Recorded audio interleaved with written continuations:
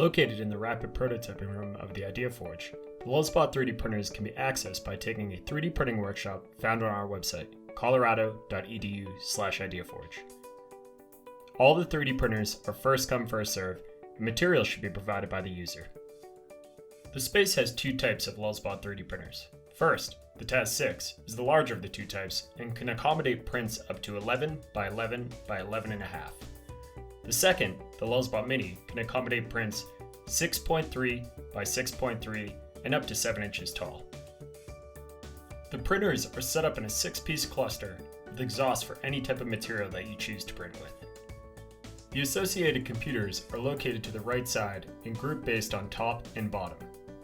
For example, if you wanted to use the top left printer, you would choose the left control module and select Computer 1. Once logged in, open the Cura control software on the chosen computer. This will be the software used to generate your print. The software takes an STL file type, which can be loaded into Cura by selecting File and then Open. Once loaded, the model can be manipulated in the Prepare tab. Models can be scaled, rotated, or mirrored within the workspace. Additionally, the settings for your printer can be managed on the right side. You must make selections for material and profile. The rest of the settings can be left alone. Moving to your printer, begin to set up the material on the provided rack above the printer. Ensure that the material is not twisted in any way around itself. Open the gate of the 3D printer and remove the old material left behind. Feed your material through the assembly until you start to see a slight amount extrude out of the nozzle. Then close the gate.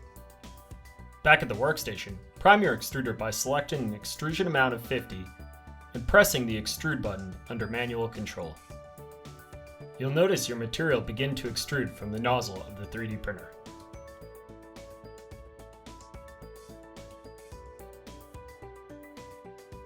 Your printer is now prepared, and you can select Start Print on the bottom right side of the workstation.